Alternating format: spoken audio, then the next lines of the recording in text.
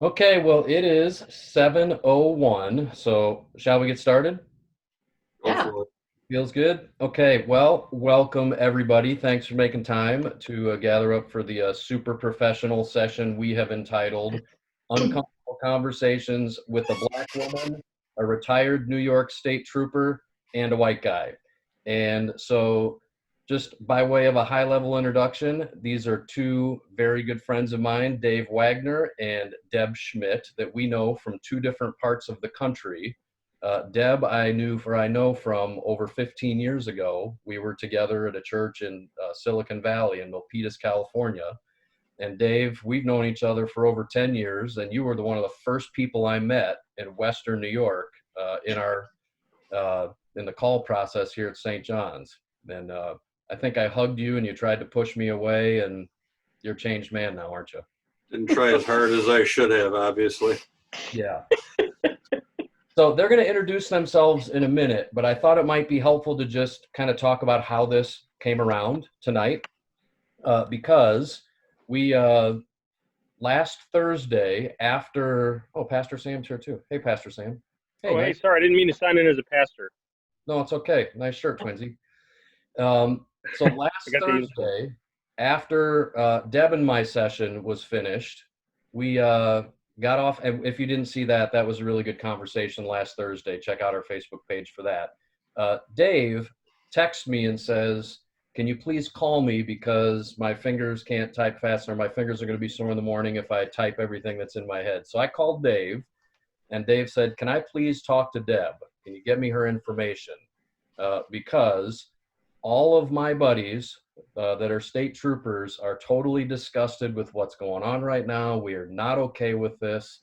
And I would love to talk to Deb to learn more, to just get to do that. And so that's kind of how tonight happened is Dave called Deb, and you guys have spent a number of hours on the phone together. And we said, let's do this. Let's take the conversation that the two of you have had and do this in a comfortable conversation. And so there's a number of questions we want to get at tonight. But before we do, introduce yourselves, Deb and Dave. All right. So my name is Deb Schmidt, and I live in California still. I'm in the Central Valley of California, and I am a wife, mother, grandmother, sister, auntie, friend, God's favorite child, I tell Pastor Nate. And I work for our local church here, St. Paul's Lutheran Church, in the music and worship and fine arts for the church as a staff member. And I have become really popular, I guess you could say, with having these kinds of conversations, just to keep it real, to have a real conversation and being really open to hearing and listening to what people are hearing and feeling, and just want to get off their chest. To let's just have a real conversation. And Dave was one of those guys, and we got together on a conversation. I think it was the next day. Was it, Dave? Or Yeah, I pretty think the next afternoon we talked for Yeah. We talked for an hour, and at least. it was fantastic. And so what came out of that is what we have here. Well, that, and then a subsequent conversation. We were on the phone for at least an hour and a half. It was wonderful. So here we are. And I think as a way of introduction with Dave, I just want to take a moment to get to know him. And Dave, your professional journey to becoming a state trooper, a New York State Trooper, because you didn't go there initially into that level of that branch of law enforcement. I don't know how you call it, branch or what, but into the troopers. But your story about how you get there and what you experienced and what you observed is really powerful. And it's a weave in your personal and professional life is that story. So let's take a moment and start there. Okay. I was in law enforcement for 34 years, the last 32 of which was the New York State Police. And to give a little history myself, I was born in 1952 so I'm getting to be one of those old guys. I was brought up in South Buffalo and for the first few years, and then for the majority of the time in the town of Hamburg, village of Blaisdell. So my experiences growing up as a kid, I didn't have much, if any, interaction with anybody other than all the other white kids that were in our community. I went to a high school that didn't have any minorities in it at that time. I went to a church that occasionally we would have somebody come in that was of color, but not very frequently. The church I went to was in South Buffalo, which is like an Irish-German neighborhood. From there, going through my life, I grew up, graduated from high school, went into the Navy. When I was a kid, or part of when I was a kid was the experiences I got from my grandparents, my parents. My grandparents used to live right below us. And that was a time when there was very little, if any, interaction between races in our community. It even got to a point where sometimes if people sank a for sale sign in their front yard, all the neighbors kept watching to see who was looking and who might buy it because they're afraid their property values are going to go down. It had nothing to do with anything other than that. And they were concerned that if somebody comes into the neighborhood that ain't like them, this is going to go south quick. And then, I mean, I think I told you, Deb, in the course of that, my grandfather never had anything nice to say about anybody of color or any minorities at all, for that matter. Of course, he never had anything nice to say about Irish people or Catholics either, so it wasn't totally a race thing. It was just an old German guy that liked what he liked and nobody else. After I got out of high school, my father thought it would probably be best for me and if I went straight into the military. I had a couple options, but I picked the Navy. Did 4 years in the United States Navy, 3 different ships as an electronics technician, with the idea that if I came out, I could get a really nice job fixing TVs or something, and that never worked out. I got discharged from the Army shortly after I got married in '74, and went through a bunch of part-time jobs searching for what I wanted to do. Tried going to school, that didn't work out for me. And then I took a whole bunch of civil service tests. I took a civil service test for working for the Erie County in the holding center. I took a test for the Sheriff's Department, Road Patrol, for the town police departments, Border Patrol. And I took the state police exam only because it was an exam that was available. But honestly, what I knew of troopers when I was a kid, I didn't think for a million years I'd ever get that job because I didn't think I was a trooper kind of person. I could picture myself being in the Sheriff's Department on the road to town PD. I could not picture myself getting the trooper because we just held them in a different level when I was a kid. And I passed on the Border Patrol. I got passed on by a town police department, and I never got called by the sheriffs. I did work in the holding center for 2 years in the beginning before I got my chance to go to the troopers. And then the troopers called, and I went through it, and lo and behold, I ended up on the road working as a trooper out of North Syracuse. Yeah. Yeah. So it was quite the journey in your life mm-hmm. to have you end up in a place that you thought, I'll never be there in a million years. Isn't God funny like that? Puts up all those roadblocks in those other places. And the older I get, the more I see that. So He's got quite the sense of humor. Yeah. So, you were there in the 70s when you started in your career there. And you and I talked about an instance where you experienced and witnessed an officer who was of mixed racial heritage and who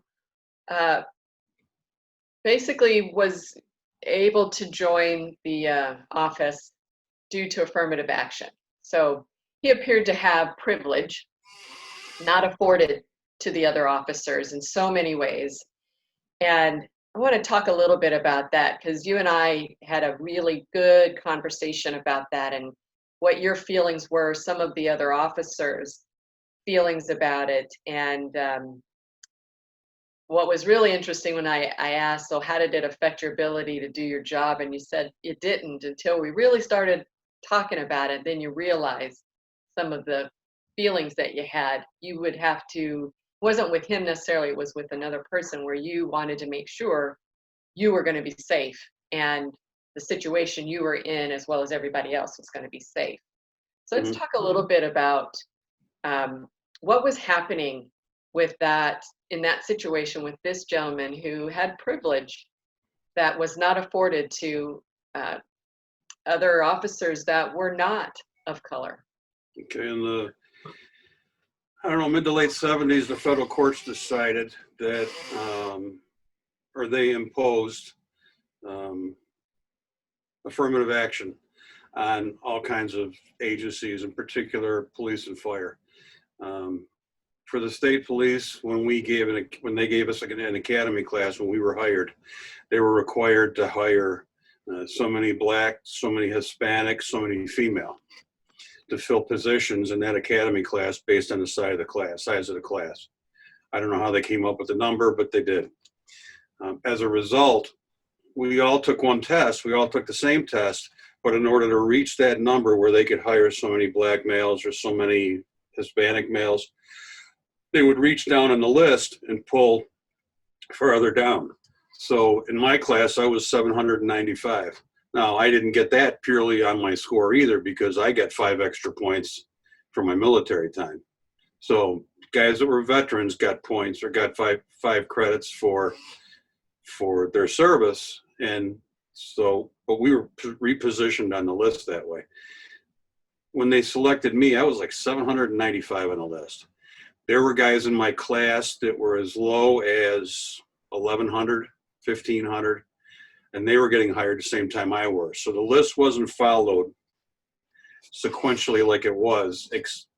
The minorities were added in to fill the spots in the class.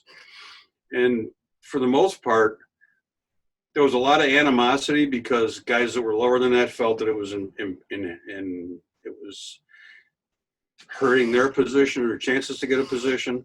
There were people on the job at that time that not only didn't want us, it wasn't that they didn't want to see minorities, because we had minorities in the job, just a very small number of them, but they definitely didn't want to see women on the job. So, but these people were hired, they went through the academy. And that one instance I explained to you is we had a guy in my class, was half Black, half Hispanic. When we showed up at the academy, we were supposed to show up, and for the first week, maybe 2 weeks, we were supposed to be in a suit and tie. We were supposed to be in a white shirt, tie, dark suit. He showed up and rolled in the first day wearing a pair of sweatpants and a sweatshirt and a little boondoggle holster on his hip that held his pens and his Tabasco sauce that he had to have for his diet. And they went out of their way to try and find somebody in the class that could loan him a suit. He refused to wear it. He even went so far as the first day we're all standing there in the auditorium taking the oath from the governor, and he wouldn't raise his hand, take the oath. This continued on through his entire time at the academy. I remember him failing a class in penal law. They offered him remedial help. He refused to take it. They pushed him through without him ever passing the tests. And there were courses that happened that way his whole time through the academy. And it was allowed to go on that way until we all graduated, him too, even though he wasn't able to meet some of the requirements. And they sent him to Troop D, which is the same troop I went to, but he was at a different station. He was stationed out in Oneida. I'm at North Syracuse. North Syracuse is right outside the city, so it's a little more urban and suburban. Oneida is a small city that's very, very rural. While he was at that station, he, off duty, got into a pursuit of some type in his personal car with one of the locals. And the local wouldn't pull over for him. He finally somehow cornered the guy, placed him under arrest from what we were told at gunpoint for driving while intoxicated, brought him back to the Oneida station in his personal car. They gave him a breathalyzer test, and the guy was stone sober. He blew goose eggs. Hadn't had a drop of alcohol in him. He was just not going to pull over for a person that looked like this gentleman wearing Army fatigues and driving a black AMC Matador, because in his mind, that wasn't a cop. This guy had no reason to stop. So after all of that, he still continued on the job. And then right before we were supposed to get off probation at the end of our first year, he went out and went drinking one night, was in a bar, got fairly well intoxicated, and took his issue sidearm, stuck it down the chest of a young lady next to him, and walked out and said, "I'm too drunk," or words to that effect. And he left. Then they still didn't fire him, but they talked him into resigning with the idea that, you know, if you resign, we won't tell anybody about all this stuff. And if you seek another job with another police department, you can go ahead and try that. Wow. That was in no way any of us saw the right way to do it. But Yeah. in a lot of instances, maybe not nearly to that extreme, there were allowances given to the minorities that were hired to make sure they didn't quit. I mean, we had a female from Buffalo. You give a wish list out, or a dream sheet. You have 3 selections you can make on which troop you want to go to. Nobody came back to Buffalo in those days. Everybody went downstate somewhere. So I put in for D troop first, E troop second, which is Rochester roughly, and then A troop was my third choice. She put down A, and A, and actually told the counselors, "You're going to send me there, because if you don't, I'm going to quit and you need me." Yeah, So, and I think we talked about that too, how that's used, you can use privilege for good, yeah. and you can, but these are instances where they're using privilege as a weapon Hmm. and for their own personal gain. Like this gentleman knew they're not getting rid of me because there's a quota that they've got to meet. So Mhm. I can turn up looking however I want to look, and I can do whatever I want to do because they got to keep me. Pretty They're much. not going to get their funding from the federal government without that. And just as last week with Nate, we're talking about the white privilege, where there is one mindset of, well, this means that I didn't earn everything I have, and that everything was given to me, and I didn't have to work for anything. That same visceral feeling is for folks like me. I was in college at the tail end of that affirmative action, and would have that thrown out there. Well, the only reason you got into this college is because you're Black. And I had the same visceral response to that with, I better not find out that that's why I got accepted into this college, because I worked hard my entire life to get into the school I wanted to go to. And if this is the reason I'm here, I don't want it. And then soon to also find out later from one of my professors, the hardest professor I had, I was telling you about him, Black professor, was so incredibly hard on me. And I thought it was he didn't like me because I was not really Black, as I was told over and over and over again by people on the college campus who I think, and I look just like you, how come I'm not really Black? And he had told me, no, girl, it has nothing to do with that. It is because of this affirmative action foolishness, basically. You are going to have to do twice as much in order to get just what you should be getting. You're going to have to work twice as hard for that. So when you show up, you're going to have to be the best of the best and even better at what you deliver, because you don't want there to be any question about your earning the right to be there. So in both of those instances that you've described, both with the gentleman and with the lady, it was like, if I were around people like that, I would be shaking them. Like, you're making it harder for the folks that are coming behind you. You're making it harder. And this is that instance where that's definitely the case. For me, being a double minority, woman and Black, very difficult to just be able to prove, earn the right to be here, not because it was given. I had no privilege, you know, just as you talked about, just getting into the troopers. You earned getting to where you were and where you ultimately ended up, which is really pretty cool, doing investigations and here's a guy who didn't think school was his thing, and you ended up doing some stuff that's going to require some intelligence to be successful, and you were. Like, Hey, 795. Nice work, Dave. All right. Yeah, yeah, rock it on. would have been a lot worse if I hadn't had that 5 points. But, So let's talk about that though, Dave. What kind of training do officers get anyway? I hear this from my folks in my around me, Black folks in particular. Just yesterday, actually, I was on a Bible study with the church that I have joined on their online Bible study. It's a small church in Tennessee, and I've heard this. How's it possible to have so many fatal shootings of Black men of late? And don't officers get training on how to effectively diffuse a situation first and then use deadly force as a last resort? And this is a hot button. So come on, Dave, what's with the trigger happy police already? yeah.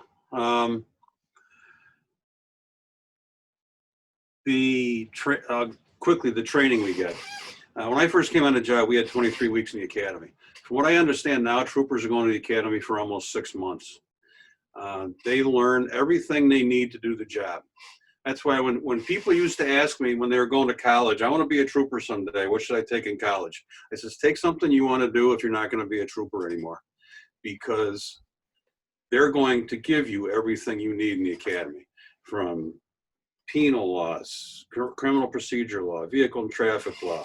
They teach you how to make stops, how to patrol, how to run the station. They teach you everything you need to know to perform your job. I mean, we got 40 hours just in how to drive a car. We got 40 hours in firearms training. We went back for a second firearms training near the end of our academy. We did field training where we went out and worked with troopers on the road for a week. And then they graduate you and they send you out, and your first, I don't remember how long it was when I was, because it was a long time ago. You're riding with a senior man. Now they call him a field training officer, and he evaluates how you perform in the field and all your duties. And he has to put reports in, I don't know if they do them weekly now or what it is, to explain how you're progressing, how you're training.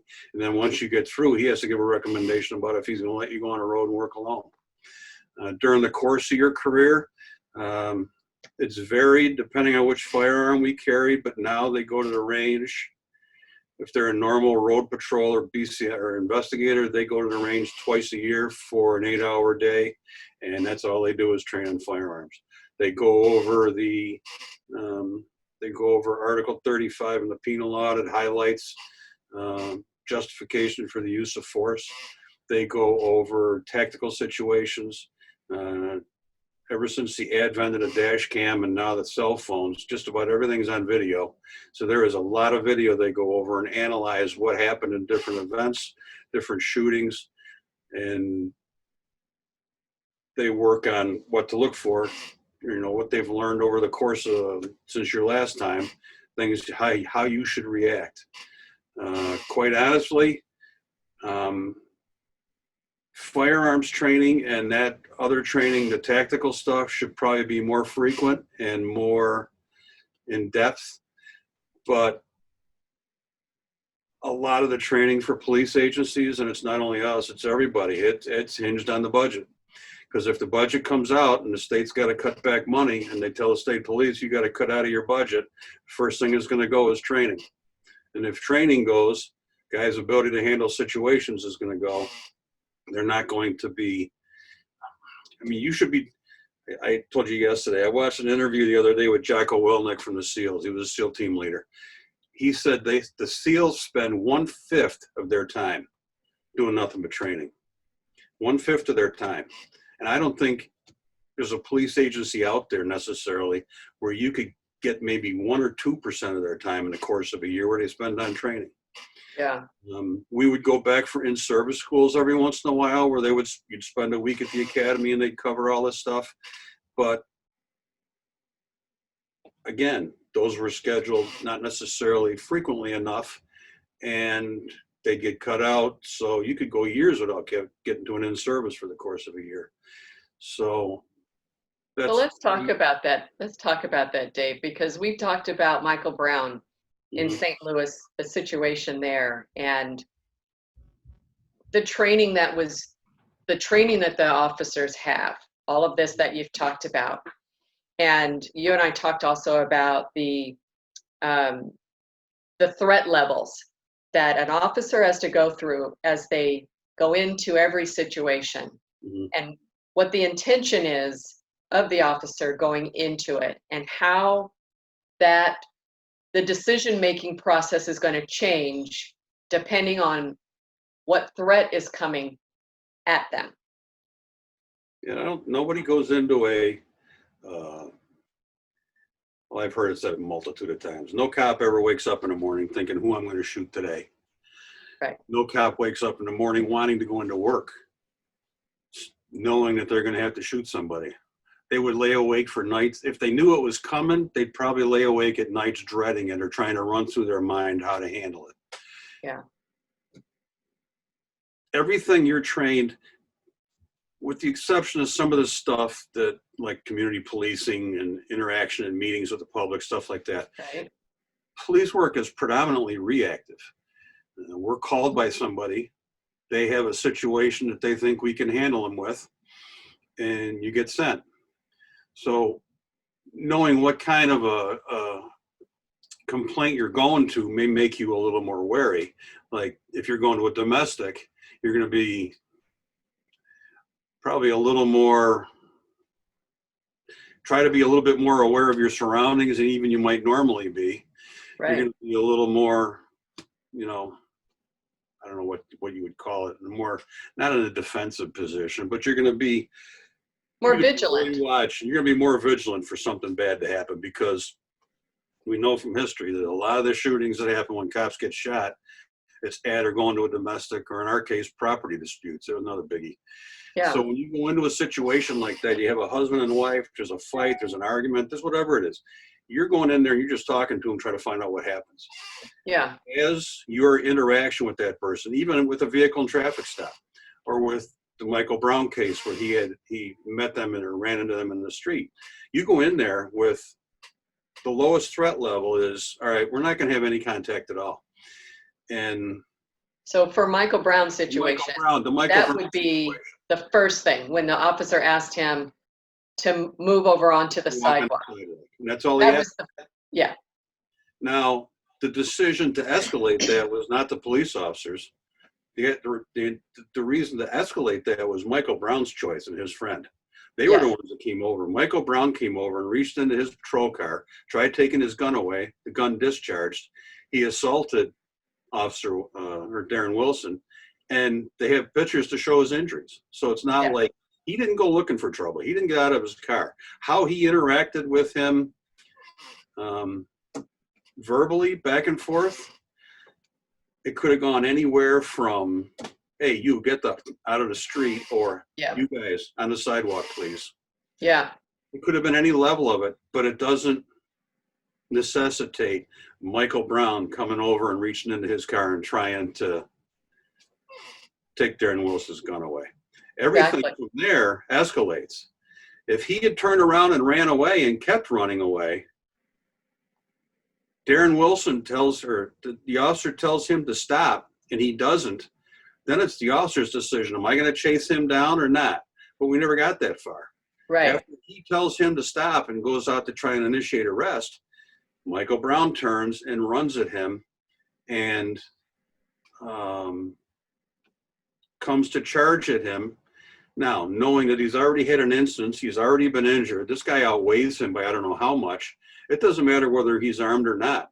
A police officer is allowed by law to defend himself. And if he thinks that person is going to cause him serious physical injury or possibly death, he has a right to take that man's life. And you don't That's shoot. important to know. That's a very powerful thing. And it's not that he wants to, but the Right. action brought against him is putting him in fear of his life. And anytime a police officer is dealing with a person, it doesn't matter if they're unarmed or not. It's just how fast they get to that point where the officer feels the threat. An unarmed man, as soon as he overpowers a police officer, becomes an armed man, because every one of them carries a firearm. And in some cases, they carry more than that. Yeah. So, you know, that whole incident was escalations on behalf of Michael Brown that the officer responded to and took his action based on that. And what's key about that too is if you just take away the color of anybody's skin in this, we just talk about the people here. There's a young man and there is a police officer. I can't see the faces of anybody else who might be watching this, but if you're not squinting, going, I'm sorry, he did what? He turned and went to the officer and reached in and grabbed at his weapon. As a mother, I'm like, what makes you think that it is okay to do that to a law enforcement officer? Because that is their job, is to enforce the law. So what is it that has, in your mind or in your upbringing or in anything, that leads you to believe that it's acceptable behavior to go and do that? That is a very key piece of this here in how we are interacting with one another. There are just things that you have to go, why would you even do that? He's not holding a gun at you. He's not, what was going on that made him think that that was okay? And I told you I was in a seminar with a Black woman lawyer, and she had read the transcripts from the officers. She had read the transcripts from the court case. And as she's telling us this, she's telling us, this is what you need to tell your sons. And as she was directing it to us that were Black women, but there were other women in the audience. She says, all of you, to your children, to your husbands, to your friends, this is how they stay alive. You do what he says do. And the knowledge of what you're describing there is that you called it, because I wrote it down and put it in quotes, is that they become an unarmed threat. And as a law enforcement officer, you have to make decisions in the moment of how do you protect the situation, yourself, and everybody around you in situations like that. And different levels of force, there is penal law that gives rights to law enforcement officers. And this is a good conversation about that, I think, to start that conversation with other people and where to go look at that. I mean, I studied California law, so I have some understanding about the penal part of that in the state of California. But it's powerful when you have that kind of knowledge, so that when these things happen, you can sit back and kind of strip out a little bit of the emotion and look at it logically and go, okay, do I have all the facts of what I'm seeing here? Because most of us did not. I know I certainly didn't before I had that session with the attorney that really unpacked that down at a level. I was like, oh, okay, yeah. If I catch my son or any of his friends, they don't have to worry about me. They'll call the police to come take them from me. So that being said, and I told you I was going to ask you this. So what can I do as a Black woman, as a woman, as Deb Schmidt, what can I do to educate, support, empower, impact others in support of law enforcement officers in this country? That's a big subject. I was probably never a real fan of community policing in the past because I thought we had a job to do, they have a job to do, just let us go. But there has got to be now, especially now with all this, there is such a strong voice out of such a small group on the far end of this topic on both sides, that there's got to be a time when people in these neighborhoods that are most affected by what they perceive as being a problem, that they sit down and talk to the police officers or talk to the departments and say, all right, we know you're not the enemy. We know you people aren't the problem. You have crime in your neighborhood. We're here to try and fix it. But yet we get this, there's got to be more of an interaction where people inside the community want to take matters in their own hands. And I mean, we keep hearing all these people now telling us that, well, the vast majority of the people in this country support law enforcement. Yeah, I get it, but we don't hear it, right? There's not a cop out there working the streets now, black or white, that doesn't think he's got a target on his back. Yeah. I mean, there have been acts against police officers by politicians in their municipalities that are just flat out wrong. They were doing their job. They were doing their job within the law, and now they're being arrested and put through the system for it, for things that they shouldn't be put through. I mean, it's not right. I mean, you got an instance in Buffalo, you got instances in Atlanta now. I mean, even the Atlanta DA, they have one instance where some police officers tasered a couple students in a car, demonstrators in a car, whatever they happen to be. The district attorney says the police officer was using deadly physical force against those two students. They should be charged with assault or whatever, their felony assault or whatever they ended up being charged with. And they fired him on the spot. I don't know how their system works, so I don't know if they can fire him on the spot or if they got to go through a process.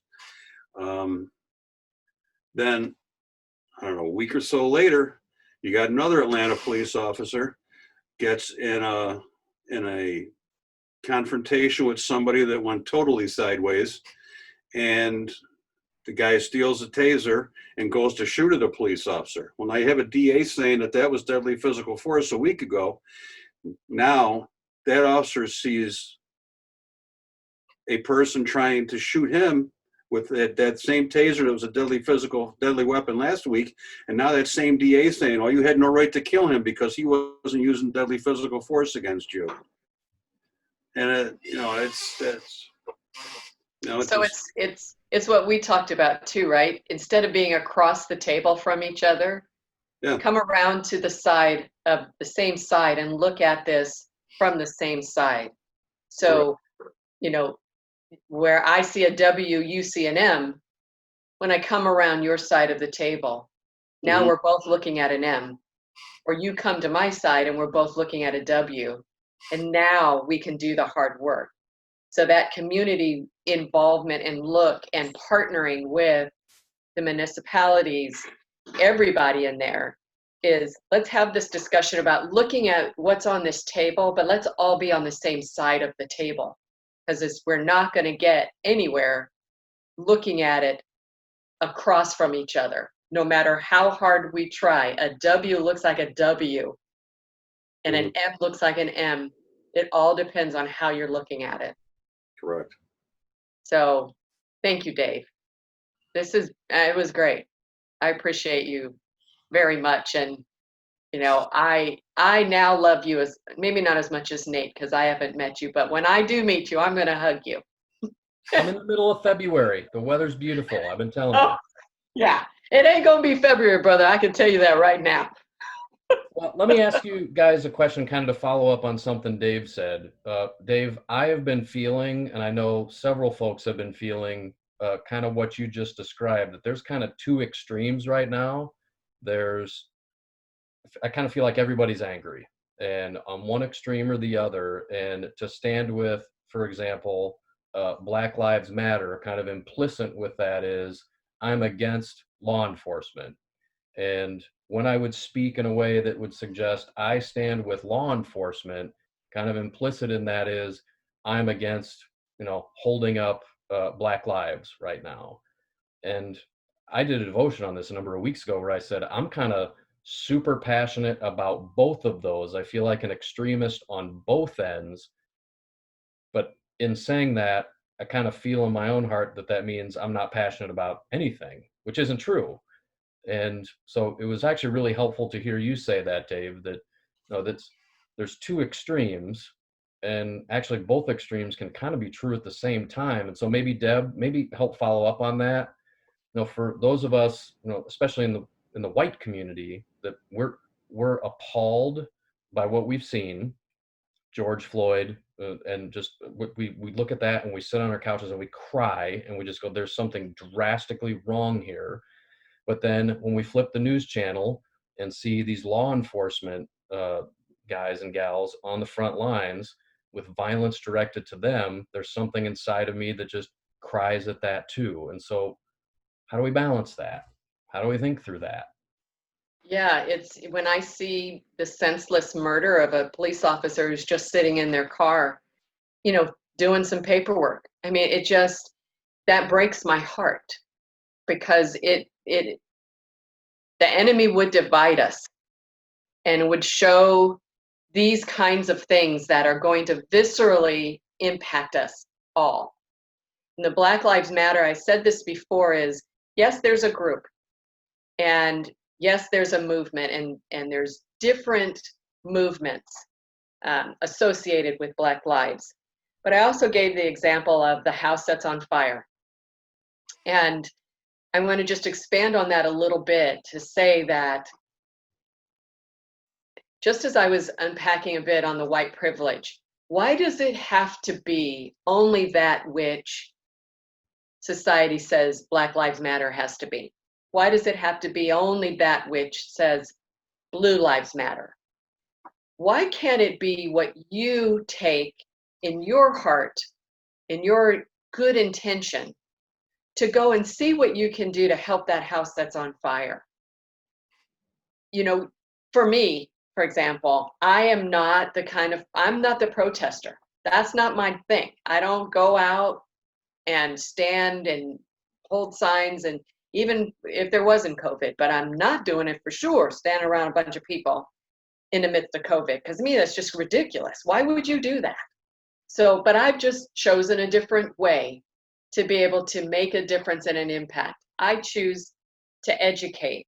I choose avenues that allow me to speak as a woman of God and as a passionate mother of a Black son and 2 Black daughters, 2 little Black boys that are my grandsons, and every young person I meet, no matter what their color is. I'm just passionate as a mother. I should just say I'm passionate as a mother.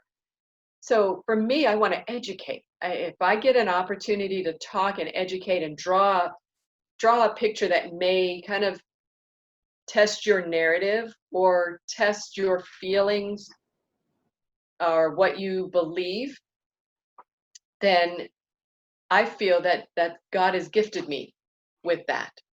So if it's a Black Lives Matter movement, make it your movement. I used the example earlier talking with you, Nate, and Dave, that it's kind of like, to me, it's like milk. When I was pregnant with my second child in 1994, I discovered I was lactose intolerant, but only with that child. First child, I didn't have it. Last child didn't have it. It was only with that child, who turned out to be lactose intolerant as well. Well, back then, you only had one lactose-free milk to choose from, and it was disgusting. I could not choke that stuff down to save my life. So I'd ask the doctor, give me a supplement, because I can't drink that foolishness. I can't do it. And so I did. So that gave me all the nutrients that I needed. Well, this is kind of the same thing. your Black Lives Matter, or whatever words or terms or whatever you do to name that, to me, it's like, well, can you tolerate full lactose milk or not? I can't tolerate standing out protesting. That's not my thing. So I find a different way to be able to suit what actually fits for me and what I can digest and do something with that's right for my body. It's right for my soul. It's right for my spirit. This is the same thing. Choose that which is going to really passionately pull you and push you in a direction. When you're passionate about the police, the law enforcement of all kinds, you're passionate about people of color, you're passionate about just injustice anywhere or oppression anywhere. When you get some knowledge and you find the way to use that knowledge that actually you can digest and then present it in a way that will positively inform and perhaps even make an impact if you are so blessed to be able to then do that. But just because there's a group or a movement, even in those instances, choose that which you can actually do something with. Doesn't have to be what it looks like on our televisions, because a lot of that is meant to get you to tune in. Mhm. What's on the radio, a lot of that's to get you to tune in. Tune into your heart. Tune into that soft, beautiful voice that God speaks to you uniquely, and be still and listen to what he says, because he cannot be liking this at all. And the division is unfortunate, but I think as God's people, we look at his word and we meditate on his word, he would have us be in his army. And that's all of us. We all are in his army. What would he have us do? So let's be extremists on both ends, shall we? Let's have Absolutely. halfways. And so let's ask a question, Dave, from the seat you sit in as a retired New York State trooper. What do law enforcement men and women, what do they need to hear from us right now to support and encourage them? Well, I can tell you what they don't need. They don't need politicians passing laws that are totally unworkable and take away the due process that's afforded to every citizen just because we carry a badge. And that's going on in this state and others.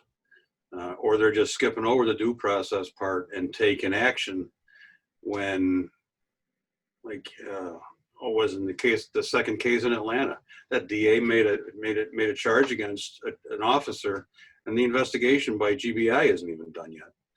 And that's getting way carried away. And that's why nothing good's going to come of taking away due process from police officers. Are there instances where these things aren't investigated properly and they don't punish or treat the police officer the same way everybody else is?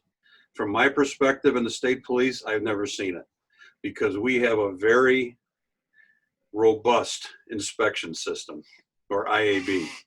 I know a lot of departments have IAB. Some of them are better, some of them are not. And I'm sure there's departments out there that just don't want to take action against their officers for any reason. I can only speak for the state police. Our position on any demonstration from the start, whether it's this one or back during the casino demonstrations or the cigarette demonstrations on the Seneca Nation reservations, we're neutral. We wear a gray uniform because we're supposed to be neutral. We're just supposed to stand there and make sure everybody can do what they're doing with their protest, or we're there to enforce a law. So in this, I got a follow-up question for that, Dave. Somebody submitted a question that says, and I assume it's directed to you, what do you think needs to change? How do you stop this from continuing to happen? The situations that we're seeing. Should penal codes change? What do you think needs to change? How do you stop these sort of situations from happening? And do penal codes need to change? Right now, there is a perception that this is a worse problem than it is from my seat. I read a few studies, one by the Dolan Consulting Group, that police-involved shootings have actually been coming down over the last 40 years. And they've been coming down in the last 12 years consistently. And this perception that the police are just running around trying to shoot black men isn't the truth. Yet some of the extremes, like the Black Lives Matter, the group, not the movement, they still push the fact that Michael Brown had his hands up and got shot in the back. And that's not supported in any one of the 5 investigations that were done, or in the forensic evaluation that was done of him and how he was shot. The evidence just isn't there. And that's the case with a lot of places. And the far end of this extreme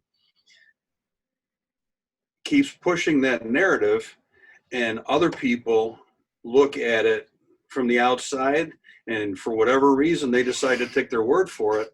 And that can't be fixed because, in our view, that's not wrong. That's just justification. Could there be more training in police departments? Oh yeah, there could be a lot more training. We should do we should train what we do now. I can't even tell you what the quantity more would be, because every time a police officer goes on a road, or every time he goes to a domestic, every time he goes to a shooting, he should already have in his mind how he's going to react. That should be second nature to him. Otherwise, he's not going to react in time, and either he's going to get hurt, or someone else is going to get hurt or killed, or he's going to react improperly and do something that he shouldn't do. Right? I've read cases where police officers actually shot somebody, and they articulated that they were afraid for whatever reason, when if they had been trained more and were able to handle that situation probably a little differently, maybe they would have had a different outcome. But this idea that you can shoot somebody in the leg and it's going to be all right is just not the case. So I would more training, and then more consistency in how every agency handles investigations like this. Plus, it's important that the public knows how they go about filing a complaint. And if they go to file a complaint and they don't feel they're heard, where do they go from there? Like, if somebody came and filed a complaint against a trooper and they didn't think they were getting investigated enough, go to the district attorney, go to the Department of Justice. You know, there's avenues for them to go to, but it should be more readily apparent to people how they can handle that. Deb, you got any thoughts on that? What do you think needs to change? How do you stop this from continuing to happen? Well, because Dave and I talked a lot about the training, the thing that comes to mind for me is teachers in the school teachers. There's trainings that are mandatory, and I think it's state by state, but there's trainings that are mandatory, and they are consistently, I would guess. I mean, I don't know, I'm not a school teacher, but that comes to mind. I worked in a corporate job for 30 years, and I can tell you that one of my first and only really big experiences was when the company I worked for was sued for $60 million for improper labeling of the product. And swiftly, training happened in the organization. It was everything that had been in place was completely uprooted and torn out, and new training was in place. And there was those probably first 3 years, I almost felt like I did more training than I did the job I was hired to do. And it was that kind of a pain point that they took it very seriously, and we were trained on everything from the quality of the product through to not talking to the media, not even saying no comment. Everybody in the company had this training. So for me, I'm with you, Dave. The training, especially now, I think, across the board because it's become so much more visible, and it would lead you to believe there's so much more fatal shootings that are happening when the reality is the numbers don't support that. It's actually coming down. But in the age of social media and just this COVID, it's got everybody just mad. Yeah, ready to just you look at me sideways and I'm gonna pop off. Getting some training, some consistent training on this is a new era. We talked about when you first joined the troopers, how it was, a lot of old school guys who were there and, had an old school look at things. And you've got new guys coming in and you're getting new training. It's like doctors. I chose to have a very young doctor when I was having my children because I wanted the guy that was getting the newest training on how to handle things. So I think it should be for everybody, not just for the new recruits that are coming in. It should be for everybody because the world is changing right in front of us, and training, again, I just go back to knowledge is so powerful. A lot of the training part and what's required, New York State actually has an accreditation program for law enforcement. So in order to be an accredited agency, there's certain requisites you have to hit. And I didn't go through it on the road. I didn't go through it for any other departments, but for the better part of my 20 years that I spent doing crime scene work, our ID units evolved into forensic identification units. And then we had a very specific accreditation process that we had to go through to maintain our proficiency in latent print comparison, how to do crime scene work, all that stuff, and what we could handle based on the equipment we had. So there is already in place requirements for police departments in order to get an accreditation. I'm not sure whether that's mandatory in New York. In order to be an accredited agency, you are, but I don't know if they are all accredited. So. Okay, I'm putting the clamps on that one. I've got 3 questions that have come in, and I know we're almost up at the hour, but for those of you who want to hang out, we got 3 questions that have come in. Hang out all I want. Yeah, has Dave seen a change in what the troopers or local police are called to respond to? They seem to be called to be social workers now. Do either he or Deb see an issue with that? As Dave said, they have very little time to retrain, re-educate. Does he think if their job duties were more streamlined or limited, they could achieve that? Troopers, before I wanted the job, and a lot of people to this day think the troopers are the guys that drive up and down in the thruway and give out tickets. And that's true, but troopers off the thruway respond to pretty much the same stuff that local police departments do. They just do it in a rural area. They do it in an area where there is not another police department that normally covers that area. What was the rest of you? Oh, the stuff we go to. We have always been kind of required to be a jack of all trades. So when they call the troopers, you're generally going to go from property checks. We'd have to go to property disputes. We'd have to go to domestic incidents. Domestic incidents, all police departments do it, just not inherent to that. But mental hygiene cases, people that are threatening suicide. Now we have some units that handle like barricaded persons and hostage negotiators and stuff like that, but generally it falls on a trooper to respond to whatever he responds to. And by the time we are responding to like a domestic incident, it might have been to a social worker a tad before we get there. And how much they're going to be able to accomplish in some of the cases we have, I don't know what good that's going to do, or if they're going to end up calling us in the end anyway. Yeah, That's depends on how bad it really is.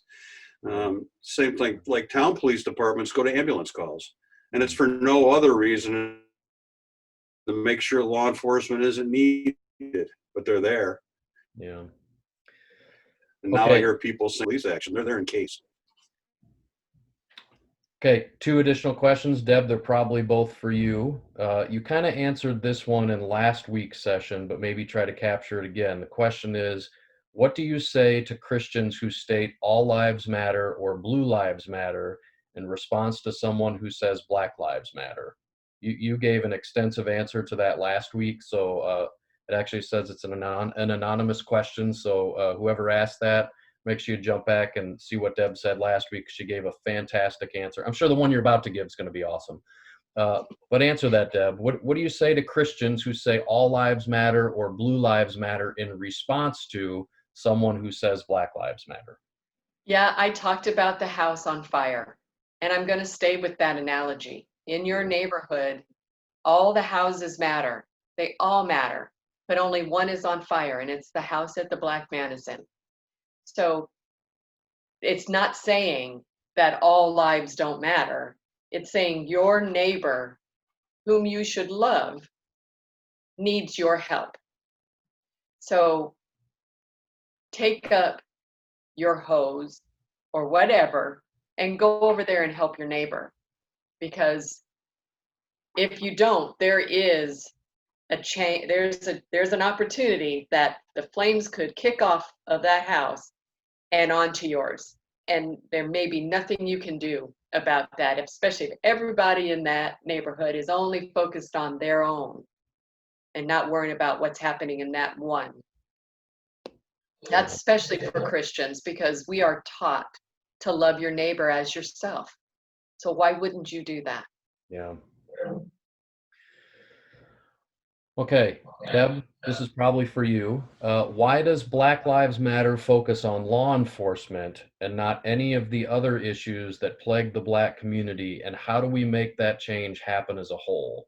So So, I'm going to challenge that question a bit, and thank you for it, because again, I think not enough is being said about the myriad of things that are this movement is doing. It's not just focused on law enforcement, it's focused on the disparities, period.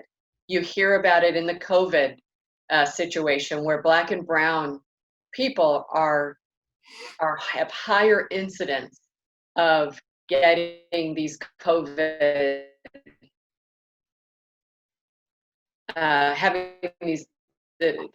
also because of just the way we are set up here. There are disparities in healthcare that are very real, and it's a very high percentage of people who just are not able to get the care that they need.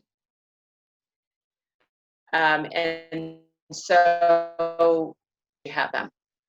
There's a focus on also, and yes, I am talking about systemic racism. So because I just saw that question come across, Pastor Nate. So you have instances where you can't get the care that you need, or you don't go and get the care that you need because you can't afford to get the care that you need, and you can't stay to continue to get the care because you can't afford it. There's a focus on law enforcement because that right now is provocative, and that's what sells papers, as my grandfather used to say.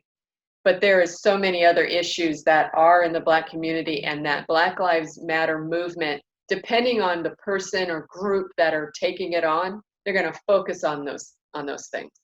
So Black lives need our help. Yes, everybody like we all need help. We all need to help one another. Let's treat our neighbor as ourselves. How would we want someone to respond to us in need? What if your house was on fire?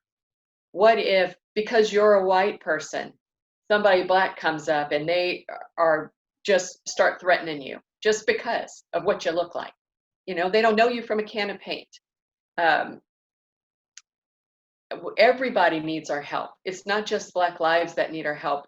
We all need to help one another to understand that we're all in this together. So until we get that this is about all of us. This is about locking arms together and sitting on the same side of the table looking at this problem, and let's find a way to get to a solution using ourselves and our resources to get there. So for the person that asked that question about why does Black Lives Matter focus on law enforcement and not any of the other issues that plague the Black community, and how do we make that change happen as a whole, the narrative out there in the media certainly feels that way, that the Black Lives Matter movement is focusing specifically on law enforcement. And Deb, to one of the points you made last week, it's on us to change the narrative. I mean, what we see and what we're experiencing, that's Yep. on us to have a conversation about this, and we change the narrative and to shift the focus to the things that matter, that also matter. Good questions, everybody. All right. Oh, Dave, I got one from I know. I'll take this one. okay, well, I'll ask the question. I think you know this question asker pretty well. Yes, I It's do his very daughter. well. Would you speak a little bit in regards to the video and incident involving the police officer who murdered Mr. Floyd, just kind of how that made you feel as a police officer? What were your thoughts? And other than training, is there anything else reform-wise that can be done to prevent these incidents? So your heart on that, Dave, as you saw that, how did that make you feel as a police officer? What were your thoughts? And other than training, is there anything else reform-wise that can be done to prevent these incidents? With that particular incident, the first time I saw the video, my initial view of any video I see through the news media is that what I'm looking at is not necessarily the whole story. I've seen a lot of cases where when the whole video comes out, it's entirely different when put in proper context as to what happened.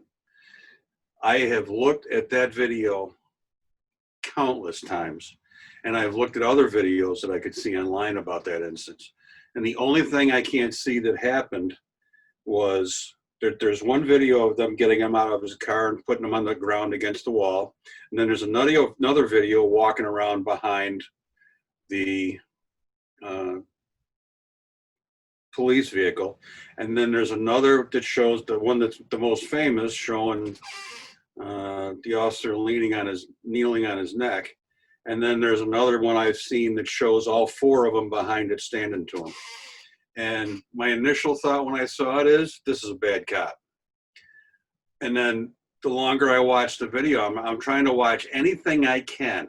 And there is absolutely nothing I can think of that would have happened in that period of time from where the last video I can see exists to where you can see them kneeling on him in the back of the car. That way of subduing somebody is trained. That said, once you have him in handcuffs, the continuum's over. Put him in the car, drive him back to the station, process him, and turn it over to the DA's office. You're done. There was absolutely no reason at all why they had to hold him in that position for 8 minutes. For one, when you're handcuffed behind the back, especially with a big man like Mr. Floyd was, he was a large person. When you're handcuffed behind the back like that, the stress is put on your chest from being handcuffed behind the back, make it difficult to breathe at best, which would explain why he was complaining about not being able to breathe all along. They should have been in their training taught that when you get to a situation like that, you can subdue him without handcuffing him behind the back, or you can use 2 pairs of handcuffs and handcuff him in a position where he can't cause anybody harm, but he can breathe. And they took no action whatsoever to try and do that. Now, what was in Officer Chauvin's soul, or what he thought as he looked at the camera, you can take that 2 different ways. He's either trying to watch the other people in the area and keep his eye on what's going on around him, or he's just that cold that he's saying to himself, I'm going to do this whether you like it or not. Now, what was in his heart and what his intent was, only person that knows that, we ain't going to meet until we're all gone. So I can't speak to his motivation, but in the end, what they convince the jury his motivation was is going to determine what he is eventually convicted of and put in jail for. But I've talked to guys that deal in, I've talked to all kinds of former troopers, police officers still on a job, guys I have contact with through Facebook, or nobody has looked at that video and thought what he did in the end was justified. That guy should be alive, maybe in jail, but he should be alive. And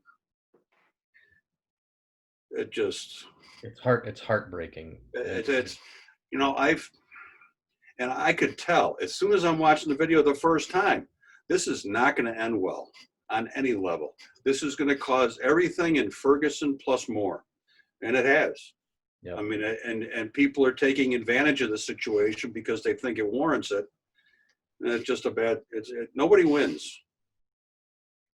Deb, do you have any follow-up to that? I will just tell you, I haven't watched the whole thing. I cannot watch it. I couldn't cope for about 3 days after it happened. I just couldn't cope. So my soul and my spirit can only take so much of seeing things like that. And that's one of those instances where, to your point, Dave, where there's training and there's information that's given, that you can take it both ways in the way in which he is. And I've seen that as he's looking at the camera. And so he's looking at what's going on around him. Was he just looking at what was going around him? But there's 3 other guys there too. And where did training stop and just not being someone who would be able to love his neighbor start? That's my feeling about it. It's still, I still have difficulty speaking about it, or of any of them. So to your point, only God knows what was in his heart, what he was thinking. Yeah. But the enemy is real. That's for sure. Yeah. Okay, that's all the questions that I have, and I want to just say thank you to the 2 of you so much for your time in this. And I know you've, like I said before, you've spent hours kind of in a conversation, and that's kind of what this was tonight, was this. But just the tone of the conversation between the 2 of you is really helpful. So as we talk about these things more and more, I think maybe we have the opportunity as Christians that the tone of our conversation really matters. And so I just want to say thank you to both of you, especially for that. And I'm sure other folks would be willing to say thank you if I took them off of mute, but I'm not going to. So can we pray it out? Dave, will you pray for Deb and her ministry in Tracy, California? And Deb, will you pray for, Dave and mine and our ministry here at St. John's in Western New York? Absolutely. Dave, you start. Lord, thank you for this time that we could spend together talking about the problems we see with the world around us right now as it relates to race and interaction with police departments. Thank you for putting the 3 of us together. Don't know how you work, but this worked out pretty good. So I've got a chance to talk to Deb and get her perspective, and grown to respect a side of you that, or see a side of you that I didn't necessarily see that way before. Explanations of what I saw that were better explained, that I could understand it better going forward. Thank you for chances like this we have to have a rational conversation with somebody about a very difficult subject. Something that both sides feel passionately about, and both sides may feel they're wronged, but coming to find out with more education how it, I don't know if how it really should be, or how it is, or how we can fix it. So thank you for this time again, and these people you put before me to help me through life. Yeah, Father God, just thank you for giving me courage to speak and giving me the words Father, because so often as I was conversing with Dave, pictures were just on display in my mind, and I know that that is your Holy Spirit, and I thank you for that. I thank you for giving me the wisdom on how to deliver a message, how to take an uncomfortable conversation that might appear to be such and make it into just a conversation. Thank you for that, Father. Thank you for the people of St. John's and for Pastor Nate and for his leadership and his shepherdship, however that is. Just being the man of God that he is, and that, Father, you speak into his heart and you spoke into Dave's heart, that in such a way that Dave couldn't wait. He needed to talk to his pastor. Father, you gave him the words and you gave him the strength that he needed to be able to help lift Dave up. And I just thank you for that. I thank you for every person that was able to hear us tonight. And I thank you for every person that will hear us at some other point in time. My prayer is that, Father, they would see you, they would know you through this, that they would want to know more about you through this. Father, how can someone who feels personally impacted by all the things happening in this world still be able to just want to have a conversation? Father, it's because of you. And my hope is that people would see you and they would seek you for that comfort. So as we leave this evening, Father, to go back to our lives, I just ask that that beautiful voice that you whisper to each of us uniquely, that we would take the time to just be still and listen, and then ask, here I am, Father, what would you have me do? What would you have me do? Because we know with your help, we can do anything. So thank you. Thank you for all of these things. In the beautiful name of Jesus, amen. Amen. Okay, thank you, you two. And so, well, maybe we get together and do this again sometime. But thanks for your time and keep being awesome. Hearts to both of you, hearts to everybody on the list, and just keep being who God's called you to be in the communities that you live in. Amen? Absolutely. Amen. Amen. Okay, rock and roll. Love ya. See ya. Bye-bye. Bye. Adios.